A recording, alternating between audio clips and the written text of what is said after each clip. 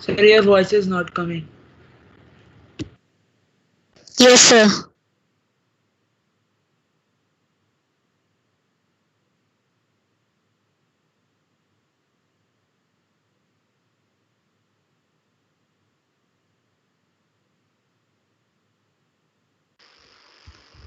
Okay,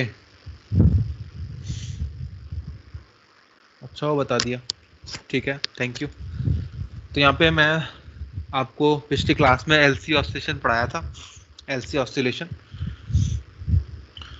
उसी पे मैंने एक टेबल यहाँ पे बना रखी है।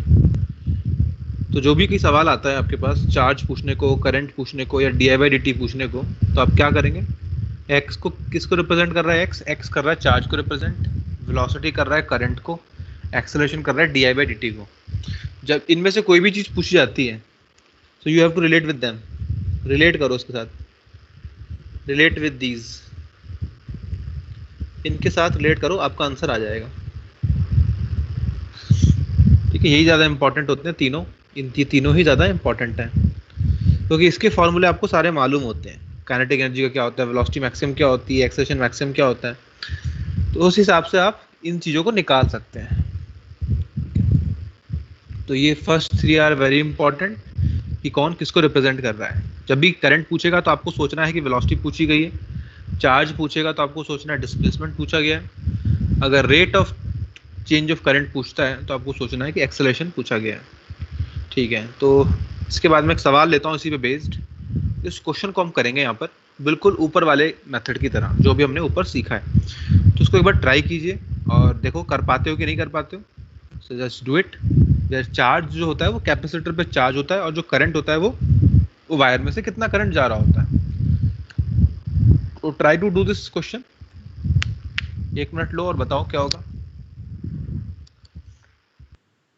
फर्स्ट पार्ट करो उसका।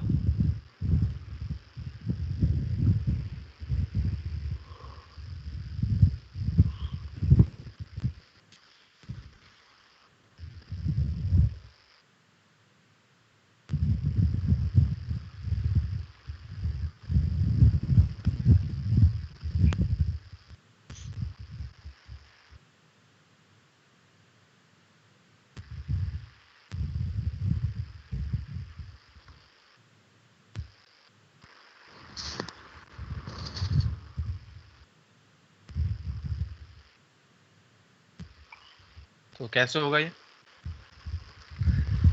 इंडक्टर दिया हुआ है, इंडक्टेंस दी हुई है उसकी, कनेक्टेड अक्रॉस ए चार्ज्ड कैपेसिटर जिसका कैपेसिटेंस 5 माइक्रोफैराड है, and the resulting LC circuit is set oscillating at its natural frequency. Let Q denote the instantaneous charge on the capacitor and I is the current in the circuit. It is found that maximum value of charge is 200 microcoulomb. तो maximum charge कितना है, 200 है। Charge अगर maximum 200 है तो amplitude कितना है x का, वो 200 है। ऐसे हमको सोचना है। Now he is asking us to calculate di/dt when Q is this much. तो क्या करेंगे, क्या फॉर्मूला लगाएंगे, मेरे को जरा बताइए क्या करेंगे। अगर हमसे चार्ज पूछा है तो क्या सोचेंगे, x पूछ रहा है, x दिया हुआ है। अगर हमको di/dt पूछ रहा है तो हम क्या सोचेंगे कि एक्सेलरेशन पूछ रहा है, यानी कि एक्सेलरेशन निकालना है हमको इस वैल्यू ऑफ x पर। तो कैसे निकालते हैं, क्या तरीका अपनाते हैं हम लोग, a बराबर मैग्नीट्यूड निकालना है इसका, तो ओमेगा स्क्वायर x करते हैं। यहाँ पे हम क्या करेंगे, hair di/dt omega square q करेंगे। तो ओमेगा कितना होगा यहाँ पे, 1/LC आ जाएगा, because under root of LC होता है, तो ये हो जाएगा LC। और ये चार्ज है यहाँ पे 100 माइक्रो कूलम। इसमें वैल्यूज पुट करो, L की वैल्यू कितनी है, C की वैल्यू कितनी है, इंटू 100 माइक्रो कूलम, ये हो गया, कट जाएगा ये। और हेयर यू विल सी कितना आंसर आ जाता है यहाँ से सॉल्व करके,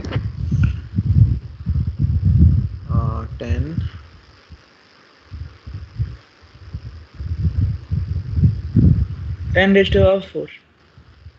10⁻⁴ आ गया, तो ये आ गया di/dt यानी एम्पेयर्स पर सेकेंड। आंसर कैलकुलेट हो गया।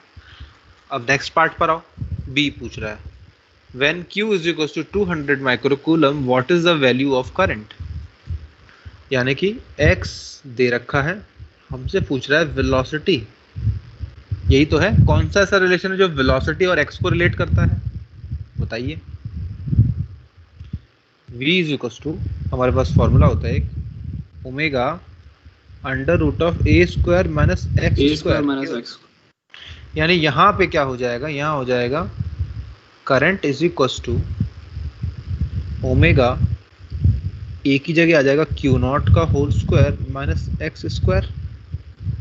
Therefore I is equal to omega √Q0 का स्क्वायर।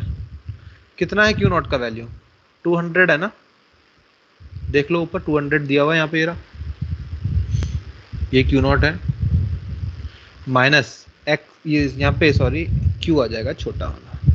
Q कितना दे रखा है किसी भी इंस्टेंट पे, ये भी 200 ही दिया हुआ है, तो करंट कितना आ जाएगा, 0 आ जाएगा। यानी मैक्सिमम चार्ज ही दे रखा है इसने, जब मैक्सिमम चार्ज दे रखा है तो करंट कितना आएगा सर्किट में, 0 आ जाएगा। क्लियर है ना बात ये। सी पार्ट में क्या कहोगे, what is the maximum value of I maximum निकालने का मतलब वी मैक्सिमम निकालना। तो वी मैक्सिमम क्या होता है, ओमेगा इंटू ए होता है, तो आई मैक्सिमम क्या हो जाएगा,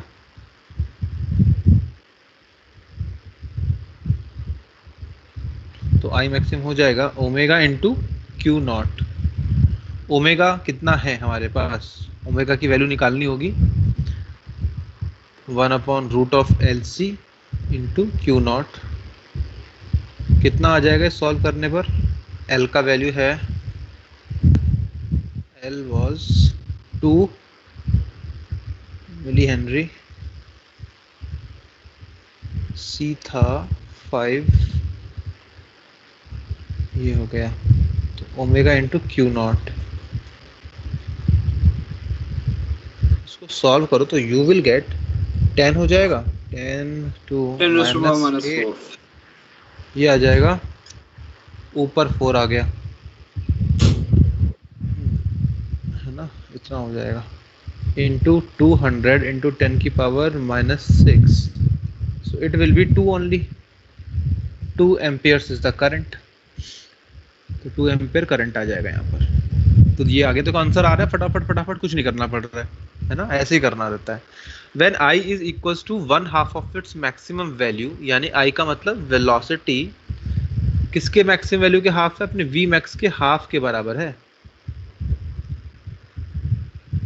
V मैक्स के हाफ के बराबर है। What is the value of Q, Q का वैल्यू पूछ रहा है, तो कौन सा रिलेशन यूज किया जाएगा इसमें, V बराबर ओमेगा √a² माइनस x² होता है, तो यहाँ हम यूज करेंगे इसको, Q0 का स्क्वायर माइनस Q का स्क्वायर।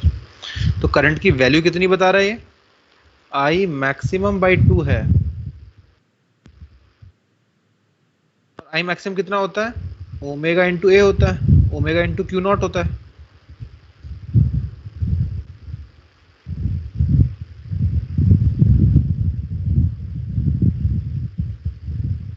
ये तो ओमेगा से ओमेगा कैंसिल हो जाएगा, तो क्या बचेगा, Q0 का square by 4 is equal to Q0 का स्क्वायर माइनस Q का square.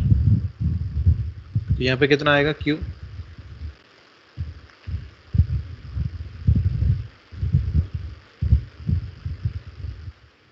will be √3/2 of Q0,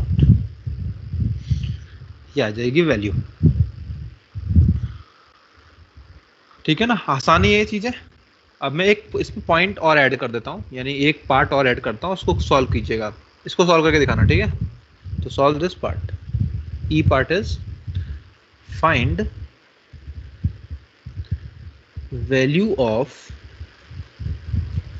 charge when magnetic and electrical energies are same, electrical energy are same। यानी कि क्या बात कर रहा है हमसे, पोटेंशियल एनर्जी और काइनेटिक एनर्जी कब बराबर होती हैं, वही तो बात हुई, और एक्स पूछ रहा है। तो हम क्या कर सकते हैं ई वाले पार्ट को सॉल्व करने के लिए, आप ट्राई कीजिए एक बार इसको, देखता हूँ आप कैसे निकालते हैं इसको। Just give it a try. आप एसएचएम वाला एक्स निकालो, उससे कंपेयर करके कर लेंगे फिर।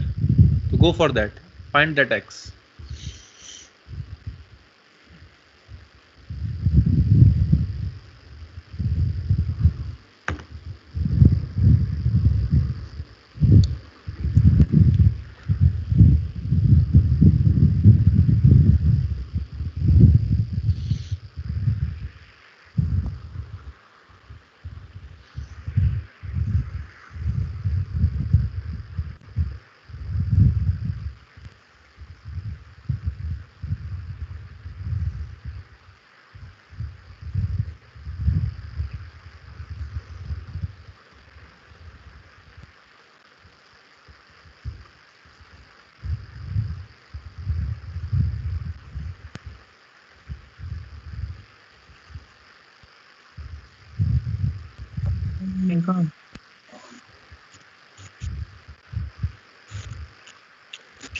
पाई पाई ओमेगा। कितना? I by omega. I by omega नहीं, थोड़ा और सॉल्व करो, शायद सही हो भी सकता है, लेकिन थोड़ा और सॉल्व करना बनता है। आई बाई ओमेगा तो नहीं होगा। चलो मैं इसको करता हूँ सॉल्व एक बार, ई वाले पार्ट को। तो अब देखिए, एनालॉजी का मैं यहाँ पे यूज़ करूँगा, एनालॉजी का, क्योंकि इसमें एनालॉजी को यूज़ करने में मैं एक्सपर्ट हूँ, इसलिए मैं ऐसा कर रहा हूँ। तो मेरे से कह रहा है half of K X square बराबर क्या हो जाए, half of M V square हो जाए, ये तो कह रहा है, यही तो मैचिंग है। तो half of M V square कितना हो जाएगा भाई, वी क्या होता है, omega under root of A square minus X square का whole square, half of K X square, half of a x square is equals to half of m omega square under root of A square minus X square. अब ये क्या चीज है, यही तो k है, ये भी तो k ही है, this is also k only. तो half of k X square is equals to half of k A square minus half of k X square. इसको इधर ले जाओ, हाफ के काट दीजिए सब जगह से, तो you will get 2x square बराबर ए स्क्वायर। तो x बराबर a बाई रूट 2, ये आ गया ना x। देयरफॉर हम क्या कहेंगे, x क्या होता है, charge is equals to Q naught by root 2। इस पे होगा आंसर, ये आंसर आ जाएगा हमारा। तो रिमेंबर दिस थिंग, इस तरह से आप कर सकते हैं, देखो सवाल जल्दी हो जाता है। This is LC oscillation all about, LC oscillation के बारे में। तो ये हो गया हमारा खत्म। मैं एक एग्जांपल और दे देता हूँ आपको, इसको आप ध्यान रखिएगा।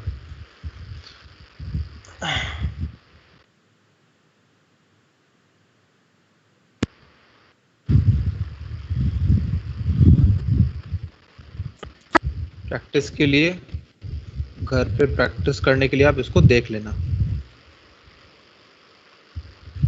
ठीक है। तो सॉल्व एग्जांपल है यहाँ पे मैंने दिया हुआ एक LC ऑसिलेशन पे बेस्ड, इसको आप देख सकते हैं अपने हिसाब से, ठीक है। आगे बढ़ता हूँ, और एक लास्ट हेडिंग है इसी में है, that is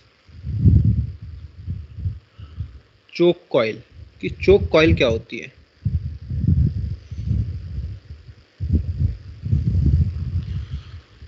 choke coil means choking something. चोकने का मतलब क्या होता है, चोक करना, गला घोटना जैसे होता है ना। तो ये किस चीज का गला घोटती है, चोक कॉइल किस चीज का कम करता है, किस चीज को कम करता है चोक कॉइल, ये करंट को कम करता है। पर करंट को कम करने के और भी हमारे पास तरीके हैं। क्या क्या तरीके होते हैं करंट को कम करने के। अगर मान लो बैटरी लगी हुई है आपके पास 100 वोल्ट की, आपको सर्किट में करंट कम करना है, तो आप क्या करेंगे बताओ, क्या कर सकते हो आप करंट को कम करने के लिए।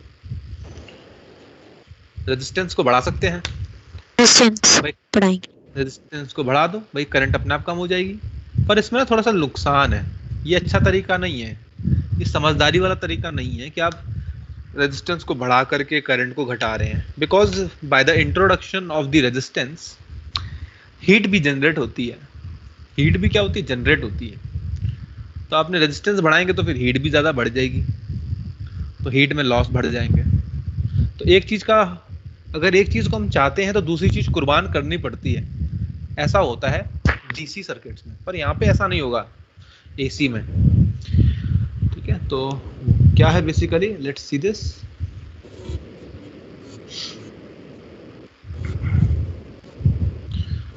तो चोक कॉइल क्या होता है बेसिकली, इट इज दो पार्ट से मिलके बना होता है। एक तो होता है इंडक्टर प्लस इसमें होता है एक और रेजिस्टेंस। इन दो से मिलकर के इसका डेवलपमेंट होता है, एल और ये are.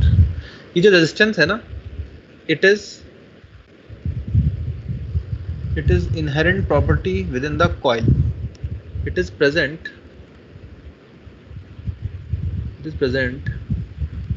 within the coil only। ये कॉइल के अंदर ही मौजूद होता है, ये वाली जो कॉइल है इसी के अंदर होता है ये, या आप अलग से लगा भी सकते हैं इसको। ठीक है, इसको मैं ऐसा बता रहा हूँ, उसको हटा दो यहाँ से, कोई जरूरत नहीं इस बात की, you can leave this point. ऐसा है, लेकिन इसमें भी हम लोग क्या करते हैं, इसमें ना एल को बहुत ज़्यादा रखते हैं आर के मुकाबले। आर के मुकाबले एल होता है बहुत ही ज़्यादा होता है। ठीक है, तो अब क्या होगा, कैसे हम अचीव कर पाते हैं इससे अपने डिज़ायर्ड रिजल्ट्स, ये देखते हैं। तो ये है हमारा सर्किट।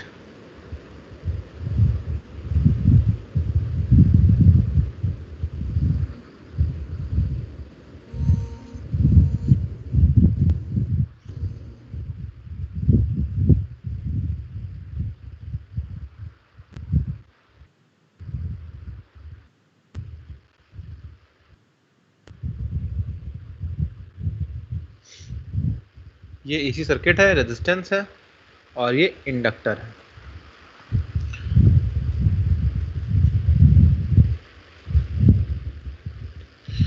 ओके, तो यहाँ पे हमारे पास क्या क्या मौजूद है, इंडक्टर है, रेजिस्टेंस है, कैपेसिटर गायब है, कैपेसिटर नहीं है इसमें। तो इसमें कौन सा वाला हमारा वेक्टर गायब हो जाएगा? हम लोग येलो से बनाते हैं पोटेंशियल के वेक्टर को, ग्रीन से बनाते हैं करंट को। तो करंट वाला कैसे रहेगा? करंट वाला तो ऐसे ही रहेगा, ऐसे लाइक दिस। अब हमारा जो वोल्टेज वाले हैं, कौन से वाले रहेंगे यहाँ पे? इंडक्टर रहेगा एक, ऊपर वाला रहेगा, नीचे वाला गायब हो जाएगा। इंडक्टर रहेगा एक, तो आ गया इंडक्टर। अब ठीक है, और रेजिस्टेंस भी होता है, रेजिस्टेंस भी होगा। तो एक चीज और देखो इसमें, अगर एल बहुत ज्यादा है, अगर एल बहुत ज्यादा है तो एक्सएल भी क्या होगा? ज्यादा ही होगा, एक्सएल भी ज्यादा होगा अगर एल ज्यादा है तो और हमारे पास इसके अक्रॉस जो आएगा ये भी बहुत ही कम होगा। क्यों होगा कम? इसकी वैल्यू क्या होगी? पहली बात V नॉट आर ये होगा, ठीक है, which is equal to I naught into R. ये जो पीक वैल्यू है वोल्टेज की रेजिस्टेंस में, इसके बराबर है। और इसकी कितनी है? V naught L, it is I naught into X L. क्योंकि L बहुत ज्यादा है R से, देयरफॉर XL भी क्या होगा? बहुत ज्यादा होगा R से। XL क्या होता है? ओमेगा L, ये भी बहुत ज्यादा होगा। ऐसा हम जानबूझ के कर रहे हैं कि L को हम ज्यादा रख रहे हैं R से, ठीक है, जानबूझ के किया जा रहा है। इससे फायदा क्या हो रहा है हमको कि हमारा जो V नॉट L है ये भी बहुत ज्यादा होगा, बिकॉज I नॉट तो दोनों में कॉमन है, यहाँ भी है यहाँ भी है। अगर जिसका एक्सेल ज्यादा होगा उसकी डंडी, जो ये डंडी बना रखी है मैंने येलो कलर की, उसकी बहुत बड़ी होगी डंडी ये वाली, और इसकी ये छोटी सी होगी इसके कंपैरिजन में, ठीक है। तो इस येलो वाले का रिजल्टेंट क्या आने वाला है? येलो वाले का रिजल्टेंट कहाँ आएगा? This will be the resultant of yellow one. Resultant बना रहे हैं इसका,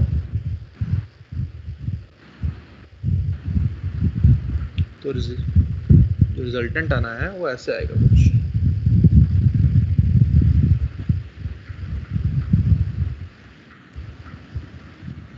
ये रिजल्टेंट आ जाएगा। ठीक है, दिस इज V0।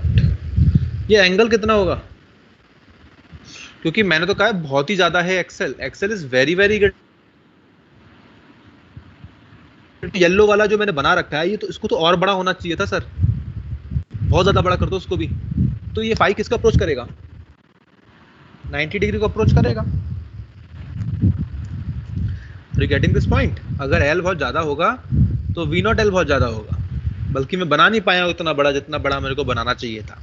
तो उस हिसाब से ये जो फाई है, फाई क्या होता है, रिजल्टेंट V और I के बीच का जो एंगल होता है दैट इज फाई। ठीक है, ये आ गया फाई हमारे पास। और पावर का फॉर्मूला क्या है, पावर का जो फॉर्मूला है VRMS IRMS cos of phi, ये फॉर्मूला है।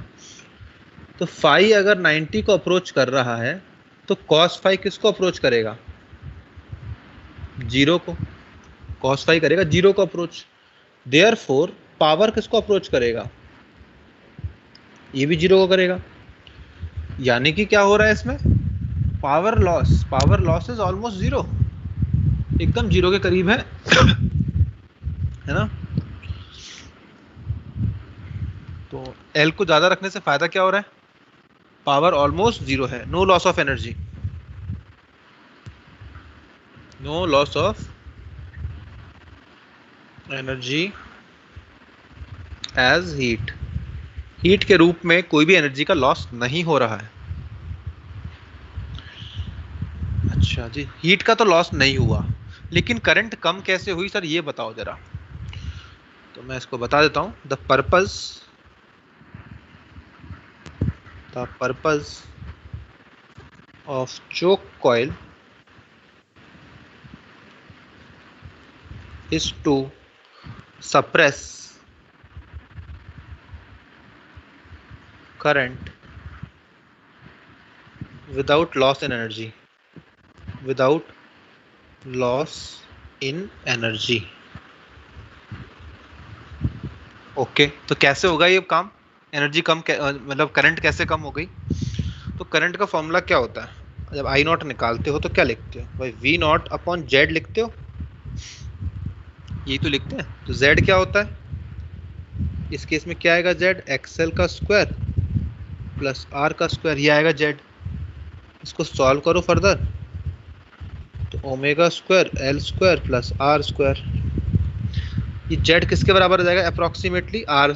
L तो बहुत बड़ा है ना, ओमेगा L तो बहुत बड़ा है R से, तो ये अप्रोक्सीमेटली आ जाएगा ओमेगा L का whole square, then in the next step Z will be omega L, यही हो जाएगा Z। तो Z आ गया सिर्फ किसके बराबर, ओमेगा L के बराबर ही आ गया, क्योंकि एक्सेल इतना ज़्यादा है R से कि R की चलती नहीं है। तो Z किसके बराबर आ गया, primarily it is equal to omega L only. ठीक है, तो आई नॉट क्या हो गया, V naught by omega L हो गया। अब जैसे जैसे देखो यहाँ पर क्या हो रहा है, आपने अगर L को बढ़ाया तो करंट कम हो रही है कि नहीं हो रही, as L increases I naught decreases, हो रहा है कि नहीं हो रहा है काम, बिल्कुल हो रहा है। पर इससे करंट का भी लॉस नहीं हो रहा, इससे एनर्जी का लॉस भी नहीं हो रहा है ऐसे बढ़ाने से, तो फायदेमंद वाली चीज होगी कि नहीं हो गई है। आप L को बढ़ाए जा रहे हैं, L को बढ़ाए जा रहे हैं, तो L को बढ़ाने से फायदा क्या हो रहा है, एक तो करंट भी कम हो रही है और एक पावर जो लॉस हो रही है वो भी जीरो हो रही है। तो हमारी जो इच्छा थी, हमारा जो डिजायर था कि करंट को हम कम कर पाएं पर पावर में कोई लॉस ना हो, तो इससे वो काम हो रहा है। ठीक है, तो यहाँ पर ये चीज हो गई, तो पर्पस सर्व्ड हो गया।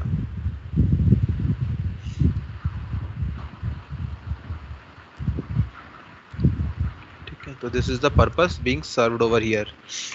अच्छा, अगर आपसे कोई पूछे cos फाई की वैल्यू बताओ अप्रोक्सीमेटली कितनी होगी, वो तो हम जानते हैं जीरो होगी, पर अप्रोक्सीमेटली कितनी होने वाली है cos फाई की वैल्यू? तो cos फाई की वैल्यू अगर आप ट्राइंगल देखते हैं तो ट्राइंगल को देखो ना आप, ट्राइंगल कौन सा वाला देखना होता है हमको? एक तो येलो वाला देखो ट्राइंगल, cos फाई क्या आता है निकल के उसमें? cos फाई कितना आता है? अगर आप इस ट्राइंगल को देखेंगे तो आपको cos फाई ऐसे मिल जाएगा, दिस वाज फाई, ये होता था आई नॉट इंटू आर, ये होता था आई नॉट इंटू एक्सएल, और ये होता था आई नॉट इंटू जेड, ये होता था। तो cos फाई कितना आ जाएगा इस ट्राइंगल को अगर देखें हम तो बेस अपॉन हाइपोटेन्यूज, तो ये हो जाएगा R upon Z, R upon Z हो गया। तो cos फाई की जो अप्रोक्सीमेटेड वैल्यू आएगी वो कितनी आती है यहाँ से? आर अपॉन जेड हो गई, इसको मैं लिख सकता हूँ फर्दर, जेड कितना है? Z is omega L, this is the value of cos phi, R upon omega L.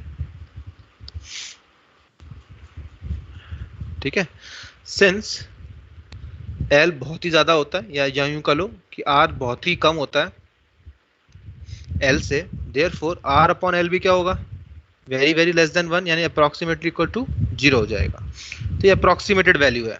ठीक है, कभी कभी ये भी पूछ लेते हैं, माना कि 0 होता है लेकिन 0 के करीब होता है ना, एकदम करीब होता है, तो एक्चुअल में होता कितना है?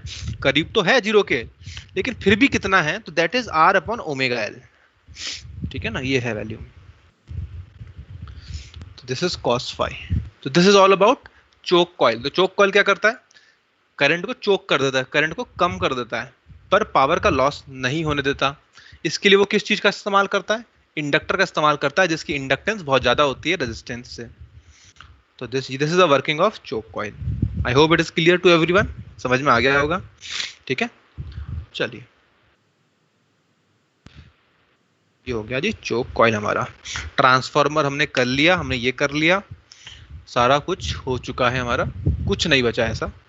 तो लेट्स मूव अहेड, आगे बढ़ते हैं हम लोग और आते हैं इलेक्ट्रोमैग्नेटिक वेव्स की तरफ। तो कुछ पैरेलल सर्किट नहीं पढ़नी है क्या? एलसी आरएलसी का पैरेलल है नहीं वैसे, और पैरेलल अगर है भी तो बहुत आसानी तो है पैरेलल, क्योंकि सबके अक्रॉस क्या होगा? वही वोल्टेज आएगा। यस सर, क्वेश्चन दे रखा है लेवल के लिए। हाँ, वैसे है नहीं वो कोर्स में हमारे, आपके एनसीईआरटी में शायद उसका इतना जिक्र नहीं किया हुआ है, पैरेलल है नहीं। ठीक है, तो मैं देखता हूँ उसको, मेरे को फोटो भेज दीजिएगा क्या क्या दिया रखा है उसमें। अगर सिलेबस चेक करो आप उसका, एक बार नीट का चेक करता हूँ, सिलेबस में पैरेलल है नहीं जहाँ तक मेरे को लगता है। तो नीट की बुक खोल के मैं देखता हूँ उस चीज़ को, क्योंकि लास्ट ईयर नहीं पढ़ाया गया था ना, पिछली बार आया है कभी।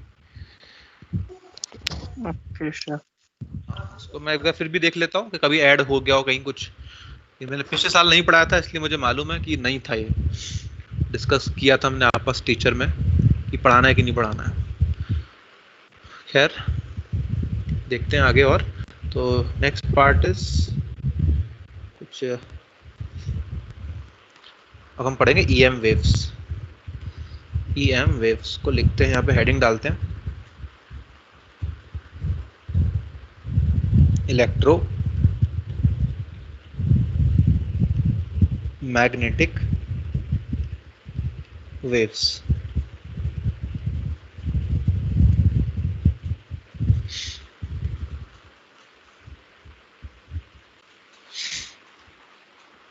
क्या है इलेक्ट्रोमैग्नेटिक वेव्स?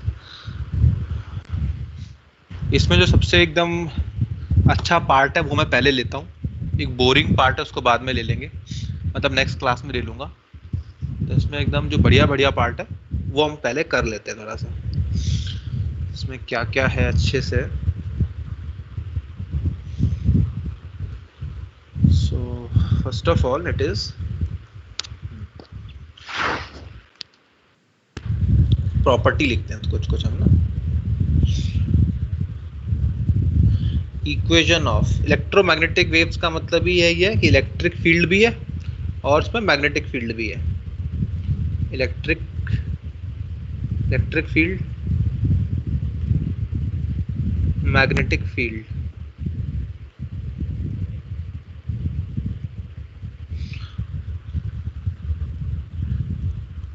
तो अब देखो यहाँ पे over here we have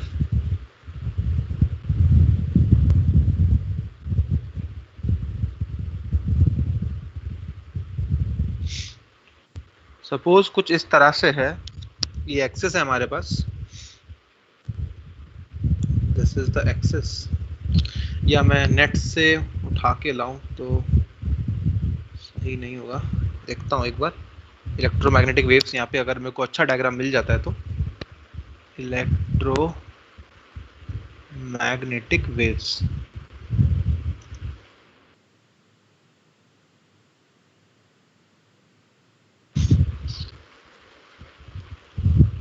images,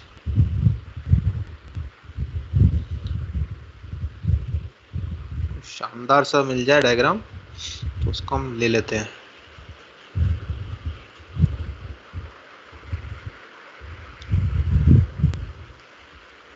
हाँ ये ठीक लग रहा है कुछ,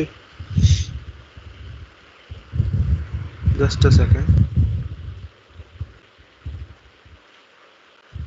इसको लेता हूँ।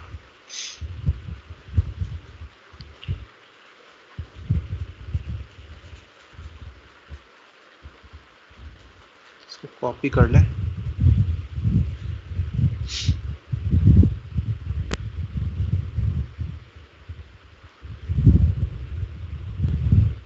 ये कहाँ गया, किधर भाग गया ये?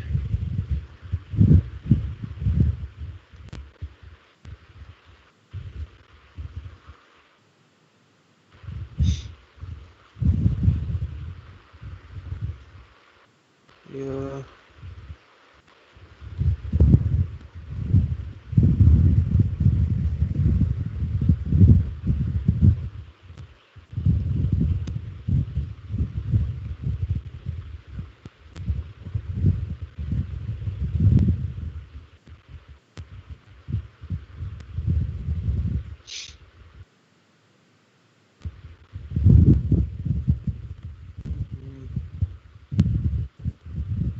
copy image,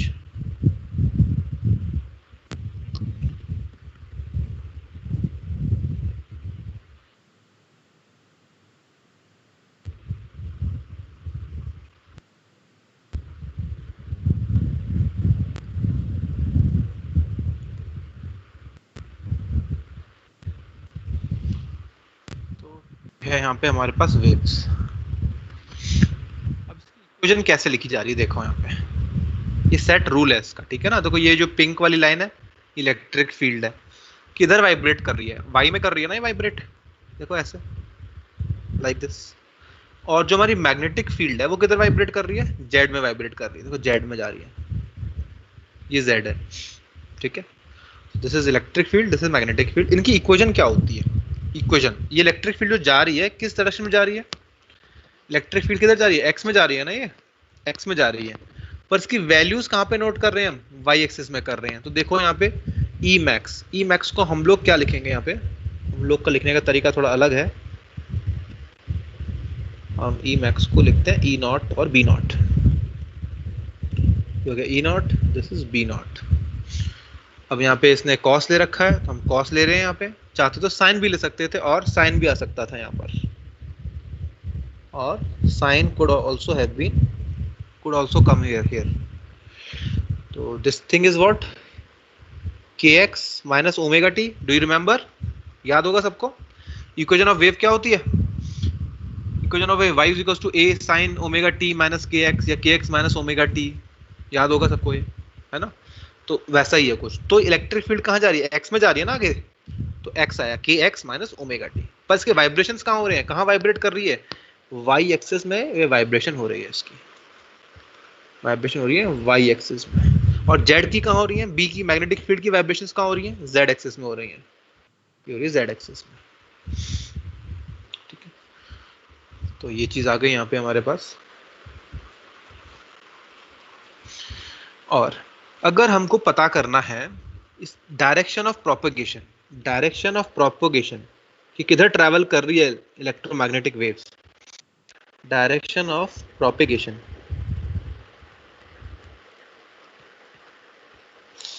of EM waves, is given by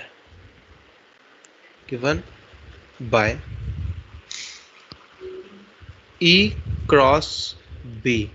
E cross B से आपका आंसर आ जाएगा, is given by E cross B. E cross B करो आप, तो यहाँ पे E क्रॉस B करो, क्या आएगा आंसर बताओ?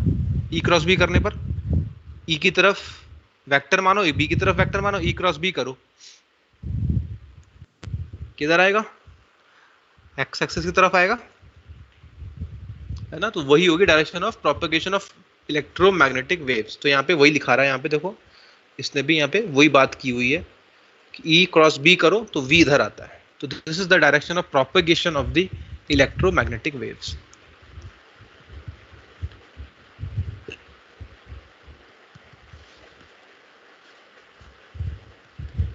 X axis. तो डायरेक्शन किधर ट्रेवल कर रही है इलेक्ट्रोमैग्नेटिक वेव्स, ये आपको इसी तरीके से पता चलेगा. यानी y क्रॉस z करो, y क्रॉस z करो, तब जाको x मिलेगा यहाँ पे.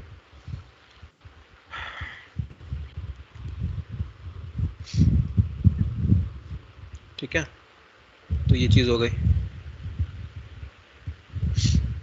आगे बढ़ते हैं और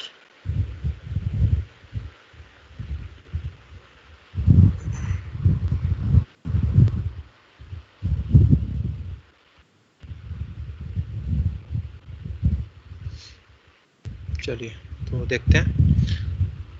डायरेक्शन निकाल लिया हमने इसका. एक चीज और है इसमें, ठीक है ना? तो ये ध्यान रखना है, छोटी सी बात है लेकिन इंपॉर्टेंट है, सवाल आए हैं इसमें. अब ये छोटे छोटे चैप्टर हैं, ये बड़े चैप्टर नहीं है, छोटे चैप्टर में काउंट होता है. इसलिए छोटे चैप्टर में जो कॉन्सेप्ट पूछा जाता है ना, वो छोटा ही पूछा जाता है, कोई घुमाव फिरा के नहीं पूछता है इसमें. तो ये सबसे स्कोरिंग होता है, बल्कि यही चीज होती है सबसे स्कोरिंग, कि जल्दी से मार्क्स ले आओ उसमें.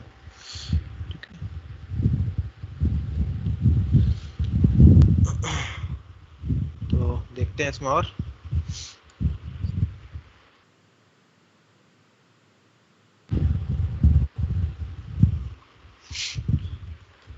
तो ध्यान रखिएगा इसमें C, क्या ध्यान रखना है फाइनली, जो C जो यूनिट वेक्टर है यहाँ पे, C जो वेक्टर है किसके पैरेलल होता है? E cross B. कहाँ ट्रैवल करता है? डायरेक्शन स्पीड ऑफ लाइट से ट्रैवल करती है इलेक्ट्रोमैग्नेटिक वेव्स. तो डायरेक्शन कैसे निकालेंगे? E क्रॉस B से निकालेंगे. तो यहाँ से आ जाएगा ये part. was first, second. Speed of propagation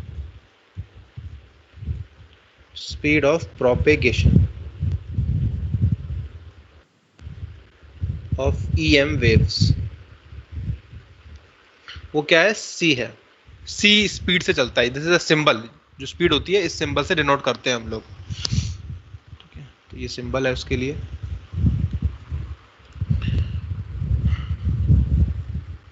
क्या होगा? C के बहुत सारे फॉर्मूले हैं यहाँ पे, C के बहुत सारे फॉर्मूले तैयार हैं. एक तो हो गया ओमेगा बाई V, ये भी तो, सॉरी यहाँ पे क्या आता है? ओमेगा बाई के. ये तो वेव से आ गया. वेव से अगर वेव की इक्वेशन दी हुई है और आपको स्पीड ऑफ लाइट निकालनी है तो ओमेगा बाई के से भी निकाल सकते हैं. जानते हो आप लोग ओमेगा बाई के. दूसरा तरीका क्या है? और भी तरीके हैं इसको निकालने के. That is 1 upon of mu naught by epsilon. हाँ, यहाँ आएगा म्यू और एप्सिलॉन. बट म्यू क्या होता है? म्यू होता है अपने आप में, क्या होता है ये mu? It is mu naught into mu R होता है. और ई क्या होता है? E not into E R होता है. यही तो है, ये वैल्यूज होती हैं. तो C किसी भी मीडियम में अगर है वो C, तो C का जो स्पीड है ना, वो किसी मीडियम में निकाल रहे हैं आप. अगर आप किसी मीडियम में निकाल रहे हो तो कैसे लिखेंगे? ऐसे लिखेंगे. C वैक्यूम में क्या होगा? C इन वैक्यूम फॉर्मूला क्या हो जाएगा? अगर वैक्यूम की बात की जाती है ना, वैक्यूम की बात की जाती है तो ई आर किसके बराबर होता है? 1 के। म्यू आर किसके बराबर होता है? 1 के। देयरफॉर सी ऑफ वैक्यूम क्या हो जाएगा? Mu not epsilon not. ये तो हो गया सी इन वैक्यूम, जिसकी वैल्यू आप जानते हो कितनी आती है? 3 इंटू 10 की पावर 8 आती है। तो ध्यान रख लीजिए, परमिएबिलिटी है, ये परमिटिविटी है, तो 1 upon root of permeability and permittivity, यह है किसी भी मीडियम के लिए, ठीक है, यह है किसी भी मीडियम के लिए। तो किसी भी मीडियम के लिए क्या कैसे लिखते हो आप? Mu naught into mu R लिखते हो, E not into E R लिखते हो। अगर वैक्यूम होगा तो ई आर और म्यू आर 1 हो जाएंगे, तो ये आ जाएगा वैक्यूम के लिए। But this is the formula for any medium. ठीक है, तो ये हो गया स्पीड ऑफ लाइट निकालने का तरीका।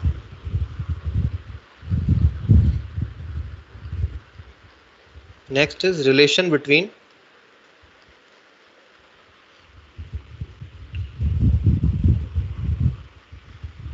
एक चीज और आपको मैं दिखाना चाहता हूं यहाँ पे, ये जो फंक्शन दिख रहे हैं आपको बिल्कुल सेम है। देखो ये जो पार्ट है पूरा सेम है ना, this part is same as this part, ऊपर वाले दोनों पार्ट सेम है यहाँ, ये और ये सेम होते हैं, क्योंकि वेव एक जैसी चल रही है, यहाँ से शुरू हो रही है ऐसे जा रही है, यहाँ से शुरू हो रही है ऐसे जा रही है, तो ये पार्ट पूरा सेम है। इसका फर्क किस में आ रहा है? ई नॉट और बी नॉट में आ रहा है। Relation between E and B, क्या रिलेशन है?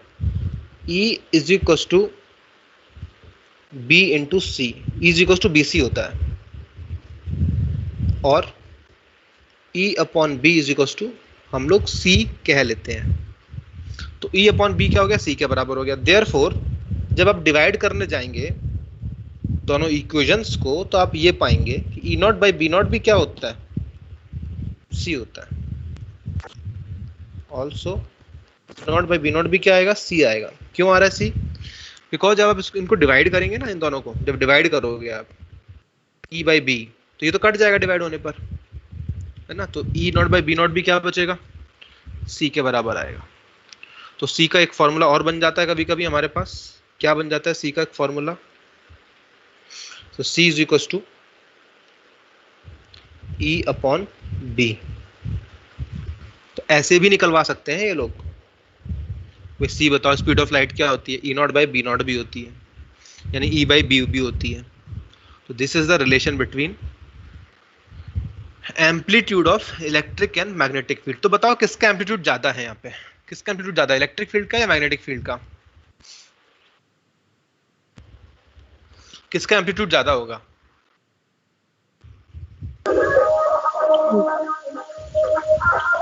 इलेक्ट्रिक फील्ड का ना।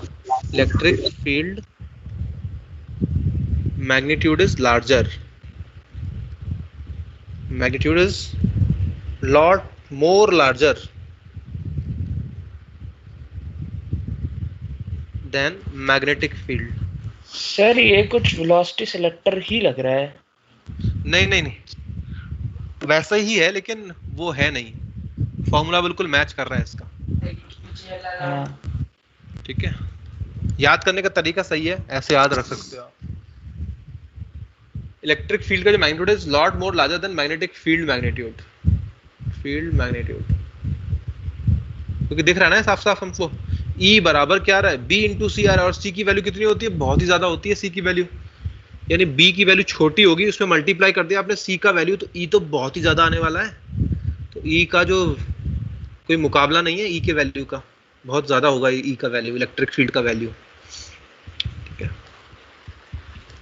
तो लाइट किसकी वजह से होती है? देयरफॉर लाइट में जो रोशनी होती है वो किसकी वजह से होती है? इलेक्ट्रिक फील्ड की वजह से, मैग्नेटिक फील्ड की वजह से? Light is mainly due to electric field.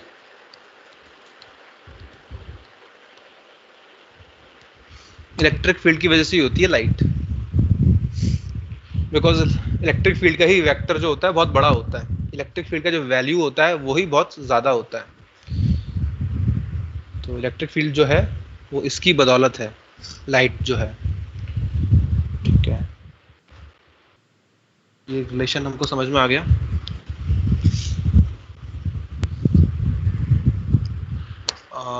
और देखते हैं इसमें कुछ पॉइंट्स और भी हैं। ये छोटे छोटे पॉइंट्स हैं, आपको सारे ये पता होने चाहिए, काफी काम के रहते हैं।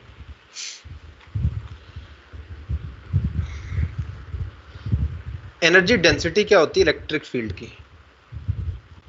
एनर्जी डेंसिटी का फॉर्मूला क्या होता है इलेक्ट्रिक फील्ड का? तो हम कहेंगे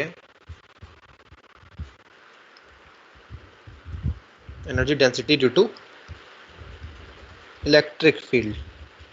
तो क्या आता है ये? Half epsilon not E square. सभी फैमिलियर है इसके साथ, everyone is aware of this. और मैग्नेटिक फील्ड का डेंसिटी कितना आता है? E square by mu not half. ये आता है, सही बात सर है।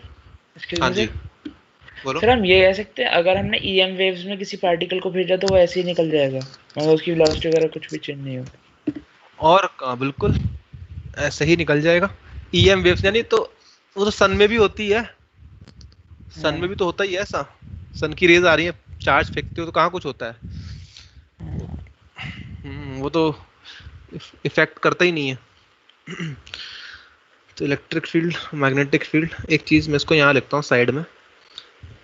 इसको अगर मैं साइड में यहाँ लिखूँ तो energy density due to magnetic part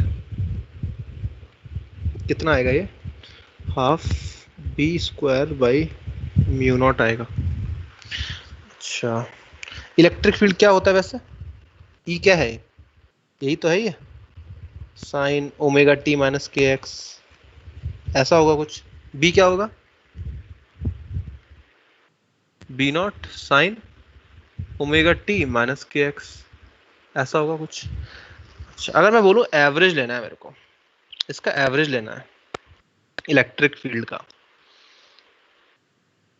electric field energy density electric field का एवरेज लेना है, तो क्या आएगा? बताएगा कोई? इसका एवरेज लेने का मतलब, इसका एवरेज लेना तो क्या आएगा? इसको सॉल्व करें तो क्या ई नॉट स्क्वायर बाहर आ जाएगा, यानी किसका एवरेज ले रहे हो आप? इसका एवरेज ले रहे हो, तो बताओ जी क्या आएगा इसका एवरेज?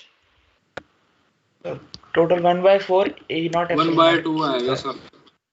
ये हो गया 1/4, देन टोटल कितना हो गया एवरेज वैल्यू? 1/4 1/4 ई नॉट का स्क्वायर। ई नॉट का स्क्वायर है, ई नॉट मतलब मैक्सिमम वैल्यू का स्क्वायर है। तो ये आ गया energy density due to electric field average. और सेम काम यहाँ पे किया जाए तो क्या आ जाएगा यहाँ पे भी? हाफ ऑफ, देख सकते हो आप, यहाँ भी हो जाएगा 1/4, it will be 1/4 D not का,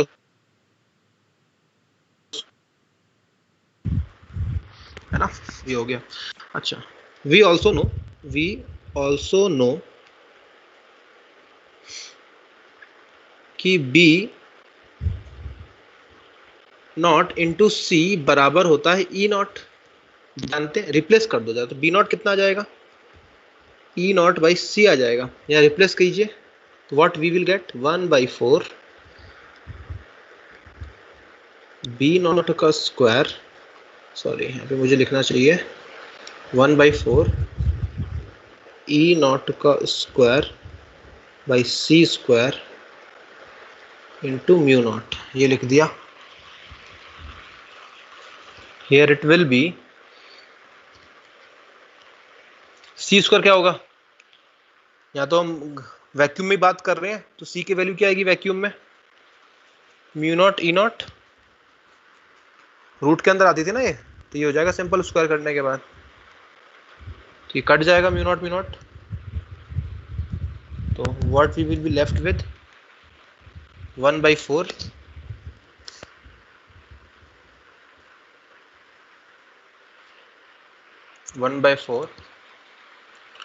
एप्सिलॉन नॉट ई नॉट का स्क्वायर। तो यानी कि इससे हमको क्या पता चल रहा है? इससे क्या पता चला कि दोनों सेम है, दोनों ही सेम है, both are same over here. We can conclude this. So we can say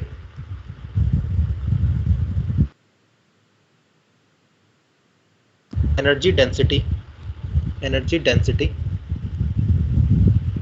of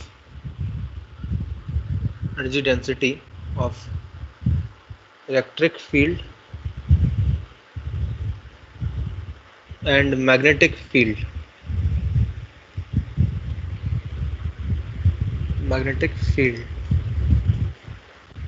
both are same,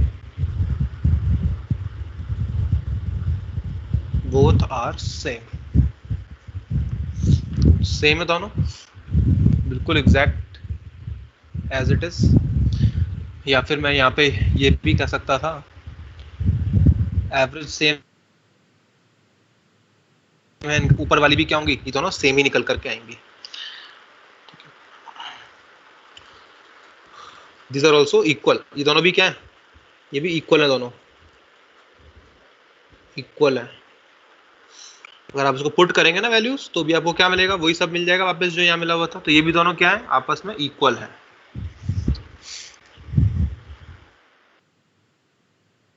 total energy density कितना हो जाएगा फिर इस हिसाब से, total energy density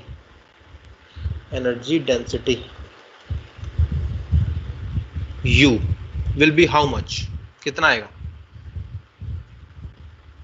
I due to electric field plus I due to magnetic field, ये आएगा। पर दोनों सेम होती हैं तो twice of IE, sorry I की जगह U लिखना चाहिए मेरे को, U of E plus U of B is equals to twice of UE और it is twice of UB, दोनों बराबर ही आ रही हैं। एनर्जी डेंसिटी टोटल निकालनी है तो दोनों को ऐड करना पड़ेगा, पर दोनों की एनर्जी जो है वो सेम ही है, तो हम क्या लिख सकते हैं, ट्वाइस लिख सकते हैं। तो ट्वाइस करोगे तो क्या मिलेगा आपको बताओ, ट्वाइस मिलेंगे तो क्या आएगा, एवरेज, हम लिखेंगे यहाँ पे एवरेज टोटल एनर्जी डेंसिटी, तो it will be 1/4 epsilon not E not का square. So here we will get 1/2 epsilon not E not का होल स्क्वायर, ये मिल गया, ये चीज आ गई। और ये तो इलेक्ट्रिक फील्ड के हिसाब से आया है, ये क्या है, इलेक्ट्रिक फील्ड के हिसाब से आया है। इसको मैग्नेटिक फील्ड के हिसाब से करेंगे तो क्या हो जाएगा, मैग्नेटिक फील्ड के हिसाब से अगर लिखेंगे तो what we will get, half B not का स्क्वायर बाई म्यू नॉट, ये निकल करके आएगा। ठीक है, तो ये तो बात तुम जानते हैं, दोनों ही क्या है, आपस में सेम है, कोई फर्क तो है नहीं इनमें, ये सेम ही है।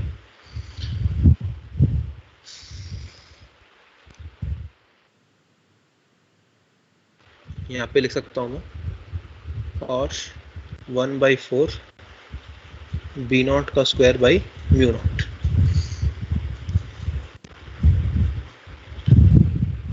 जस्ट अ सेकेंड हियर, यहाँ पे आ गया, तो ये दोनों सेम है हमारे पास, यहाँ पर कन्वर्ट कर लिया हमने इसको।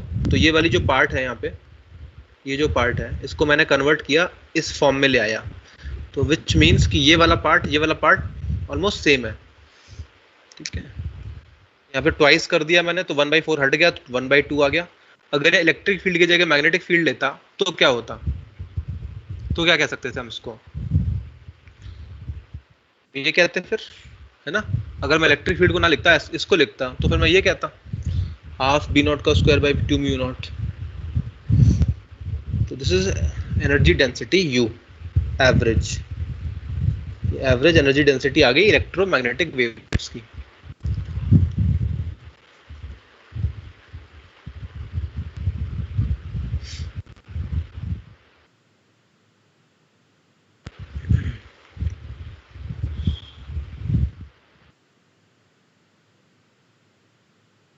अब बात करते हैं relation between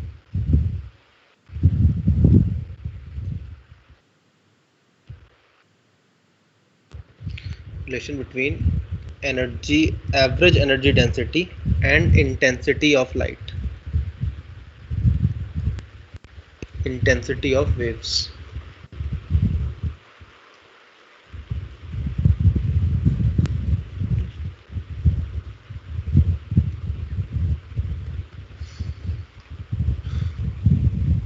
Relation between energy density and intensity of waves. क्या रिलेशन इनमें? सपोज मैं काम करता हूं कि ये मान लीजिए कोई वेव की, ये वेव्स आ रही हैं इस तरह से यहाँ पे हमारे पास वेव्स आ रही हैं। इसका मैं प्रूफ कर रहा हूँ, इस प्रूफ को जानने की कोई जरूरत नहीं है, बस इसका लास्ट का रिजल्ट याद रखना ये कैसे कर रहे हैं इसे। मान लो कि वेव्स आ रही थी इस तरह से और इस रीजन में से पास हो रही थी।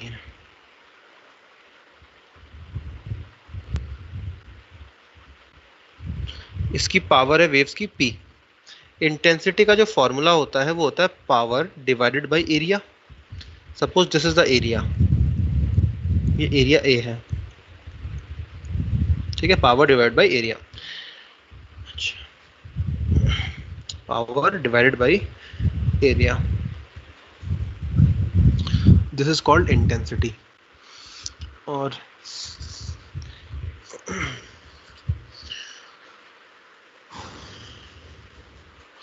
ये how much is the energy present in this, ये लेंथ कितना कवर किया होगा।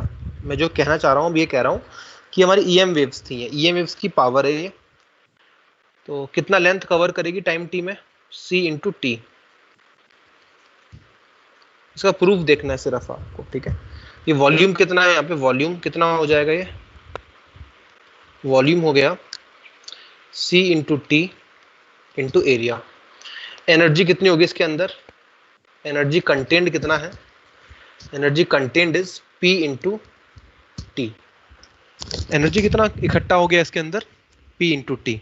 तो एनर्जी डेंसिटी कितना हो गया on an average, energy density कितना इकट्ठा हो गया उसके अंदर।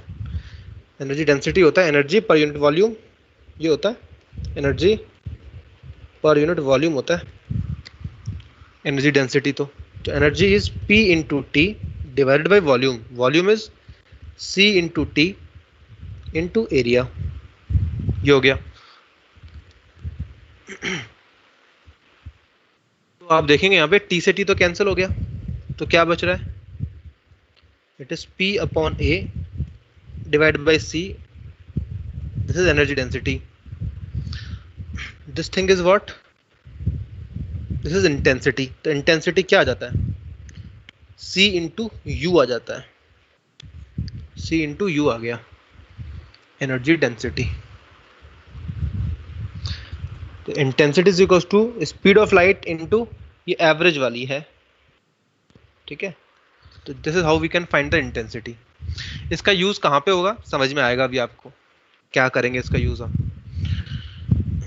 तो समझ लीजिए यहाँ पे क्या किया हुआ है, इंटेंसिटी अगर निकालनी है, कितनी इंटेंसिटी की वेव्स फॉल हो रही हैं, तो इंटेंसिटी कैसे निकालेंगे, C इंटू U एवरेज कर देंगे इसको, ठीक है ना। तो U एवरेज हो जाएगा।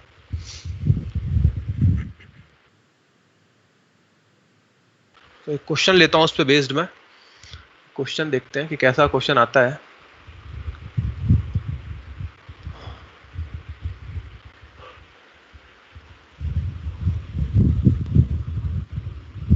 Question is like this,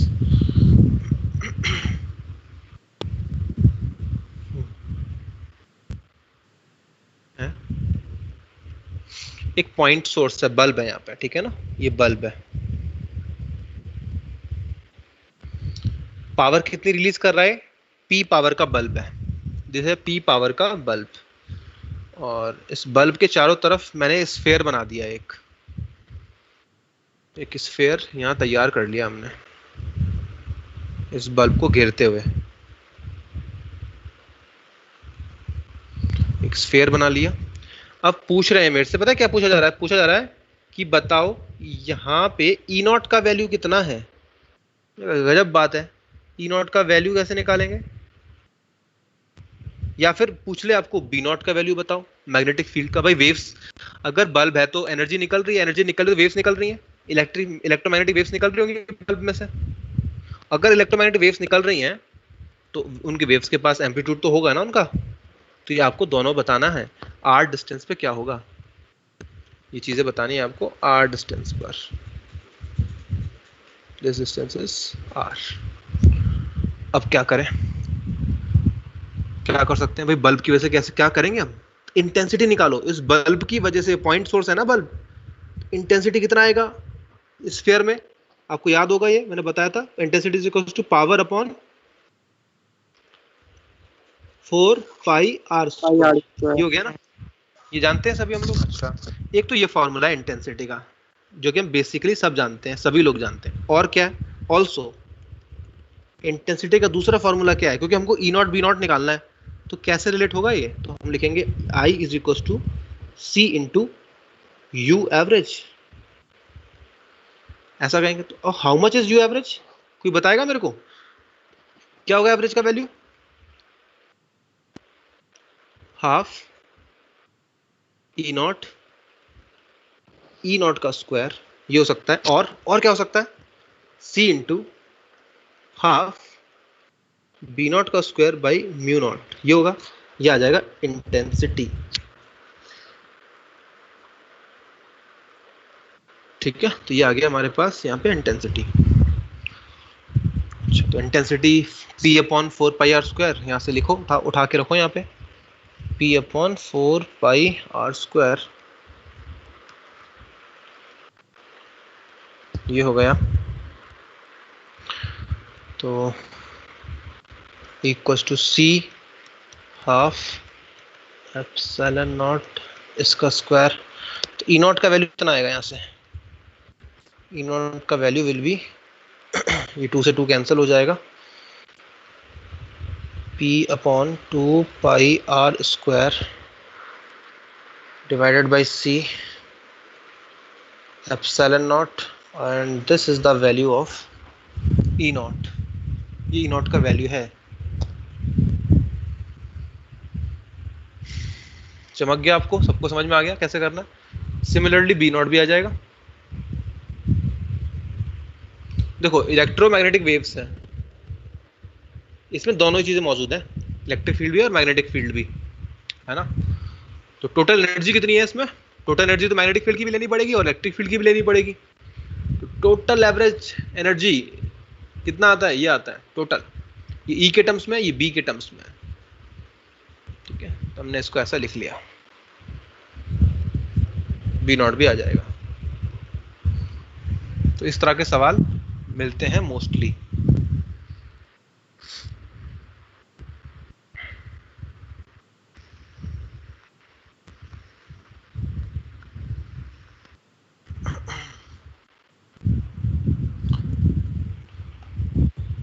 Yes, any doubt so far to any student can ask me right now. बताओ, सब सही है?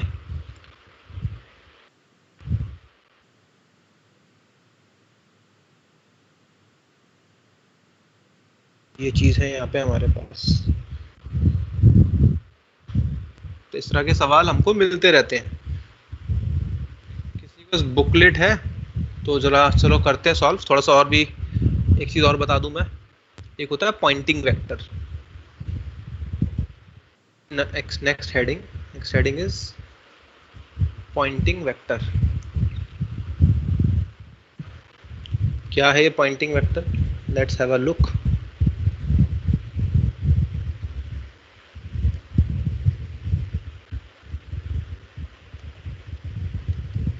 पॉइंटिंग वेक्टर क्या है? ये इसका सिंबल है S। What is this Poynting vector?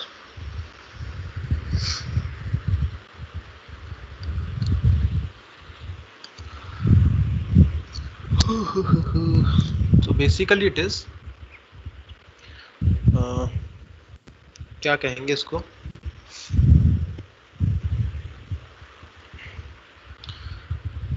ये इंटेंसिटी के बारे में बताता है. It gives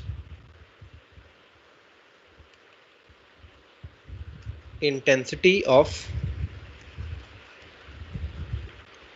moving electromagnetic waves,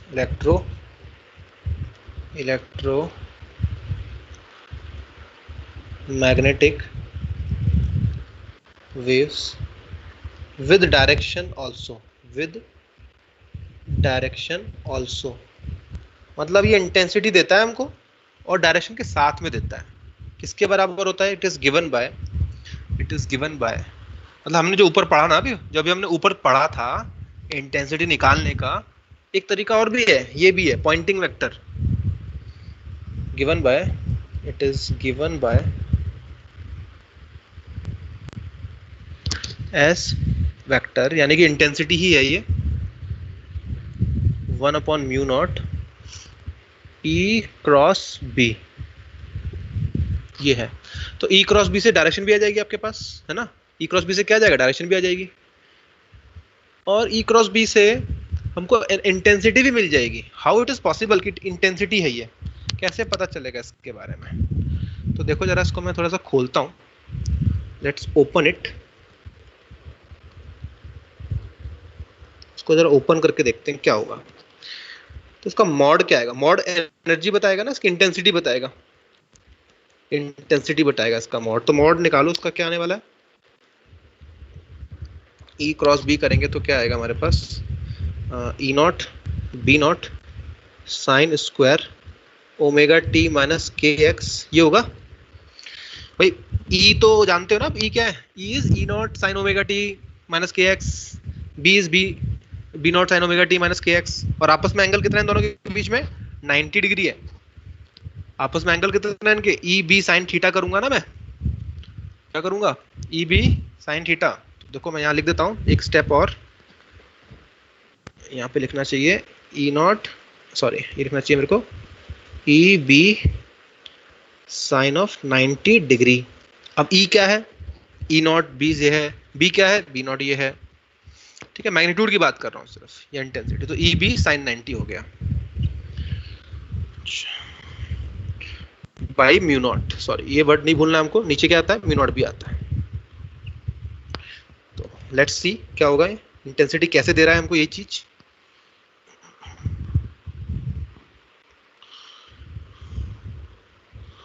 तो ये चीज है. अगर मैं एवरेज लेता हूँ यहाँ पे, क्योंकि हमको ये इंस्टेंटेनियस, ये है इंस्टेंटेनियस इंटेंसिटी है. इंस्टेंटेनियस हमको कौन सी चाहिए? एवरेज वाली चाहिए. एवरेज वाली, क्योंकि हमने ऊपर एवरेज निकाली है. तो क्या हो जाएगा? E0 B0 एवरेज लो इसका, तो क्या आएगा?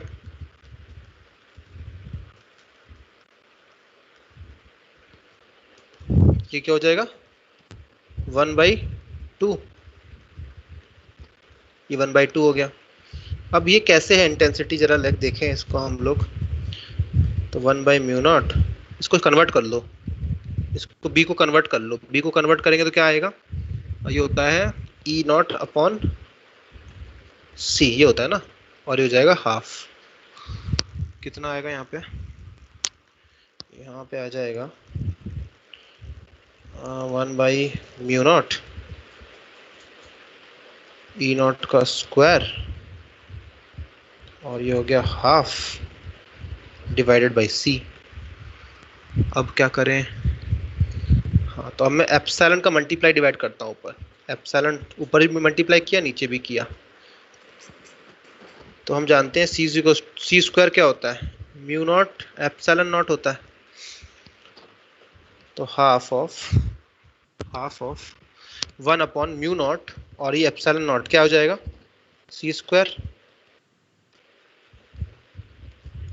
Upon C. तो क्या आ रहा है? Half of epsilon not E0 का स्क्वायर इनटू C. ये आ गया इंटेंसिटी एवरेज. और अगर आप इसको ध्यान से देखेंगे तो ये क्या चीज है? ये U एवरेज है इनटू C. तो इंटेंसिटी क्या आ गया? यू एवरेज इंटू सी आ गया, जो कि हमने ऊपर ड्राइव किया था, देख लो आप, वही निकल के आ गया है। ठीक है, इंटेंसिटी वही तो आगे निकल के। तो ये पॉइंटिंग वेक्टर क्या बताता है? ये आपको इंस्टेंटेनियस देता है, इंस्टेंटेनियस इंटेंसिटी, इंस्टेंटेनियस इंटेंसिटी।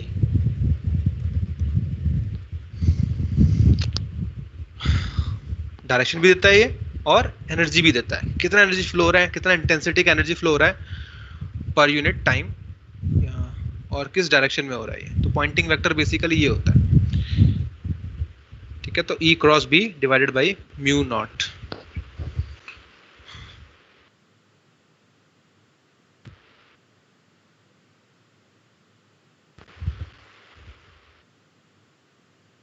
ठीक है, तो ये हो गया। समझ में आ गई बात अच्छे से? तो आप लोग जरा अपनी बुकलेट खोलिए और मेरे को फोटो भेजो। अभिषेक, फोटो भेजो, मैं सॉल्व कराता हूँ एग्जांपल्स। कुछ एक्सरसाइज के क्वेश्चंस होंगे, 2 पेज की फोटो भेजो मेरे को, सॉल्व करते हैं हम कुछ क्वेश्चंस।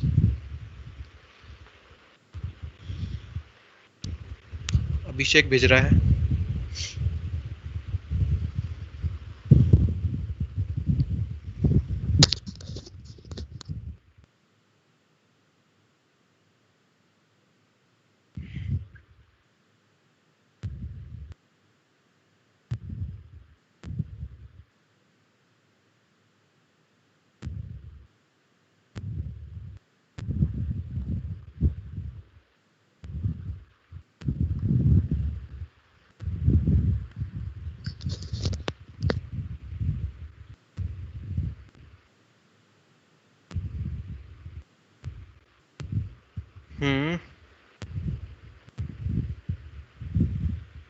ये क्या भेजा है? Yes Abhishek, are you there? Induction का सर, ये मैंने भेजा। इंडक्शन का क्वेश्चन है, थोड़ा डाउट आ रहा है इसमें। इसको बता दूंगा, लेकिन अभी इसको पहले निपटा ले, वरना ये अधूरा रह जाएगा बीच में। अभिषेक भेज रहे हो? इसकी प्रॉपर एक बार फिनिशिंग अच्छे से हो जाए। लास्ट स्टेप वाली कैलकुलेशन बताना जरा। हाँ, एक second.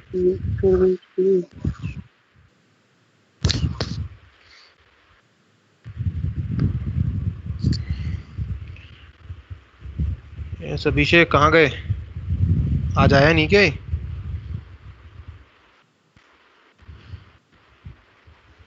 Yes, anyone please send exercise photo of 2 pages.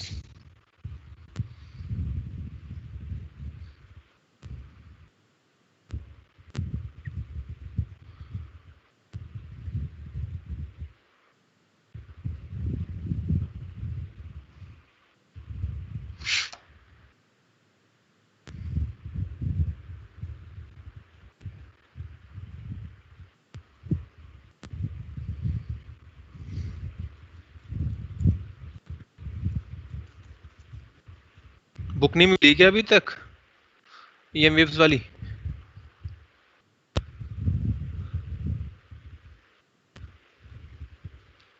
Sir 1 minute डाल रहा हूँ। हाँ, आ गया अभिषेक ने भेज दिया है, रुको, आ गई है।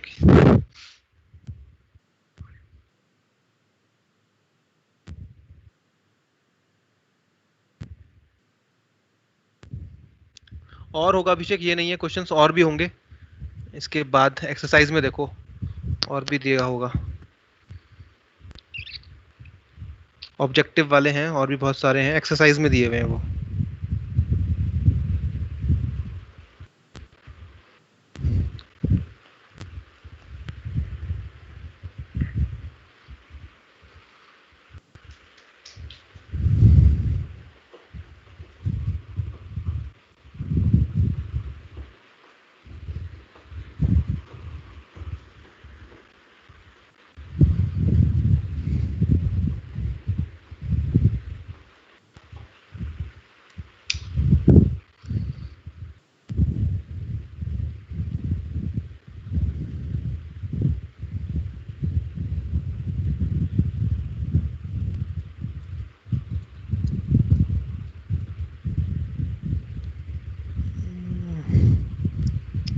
चलो मिल नहीं पा रहे हैं किसी को अभी ढंग से। ठीक है, तो आपको बेसिकली पीछे एक्सरसाइज में ना क्वेश्चंस मिलेंगे ऐसे। ठीक है, तो देख लेना उनको। इसमें मैं और चीज़ें आपको क्वेश्चन देता हूँ। देखो यहाँ पे एक चीज़ और बताता हूँ इसी में। ठीक है ना, बाकी आप करते रहना उनको और देख लो आप। ये दोनों देखो क्या है, ये दोनों आपस में बराबर है। Half epsilon not E square equal for EM waves, equal for EM waves. ये दोनों चीजें बराबर होती हैं ईएम वेव्स के लिए। चाहे आप ये लिखो चाहे ये लिखो, एक ही बात है। इसकी भी एनर्जी कितनी आएगी, वही आएगी जो इसकी आ रही है। ठीक है ना, ये कहना बेसिकली ये कहने का मतलब ये भी बराबर है और उनका एवरेज भी लो, वो भी बराबर आ रहे हैं। ठीक है, तो ये एवरेज एनर्जी डेंसिटी है,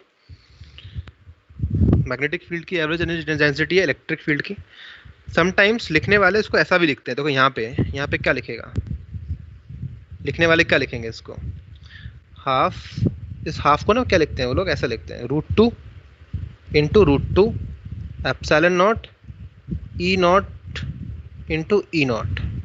देखो वही चीज़ को मैंने ऐसा लिखा है यहाँ पे, तो क्या हो जाएगा ये, half of epsilon not E by √2 क्या होता है, ई बाई √2 क्या आएगा, ई आर एम एस का होल स्क्वायर भी ले सकते हैं। सॉरी ये हो जाएगा अब आपके पास, can you see this, E not into E R M S का होल स्क्वायर। तो ई आर एम एस का होल स्क्वायर का मतलब ई नॉट बाई √2। तो ऐसा भी आपको मिल सकता है बुक्स में, आपको देखने को मिल सकता है ऐसा। ठीक है, तो don't get confuse, this is the total energy. ये टोटल है, ये टोटल है। ठीक है ना, ये टोटल है, टोटल इंक्लूसिव इंक्लूडिंग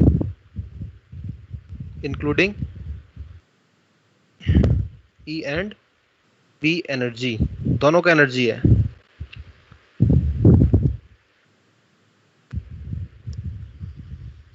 ठीक है,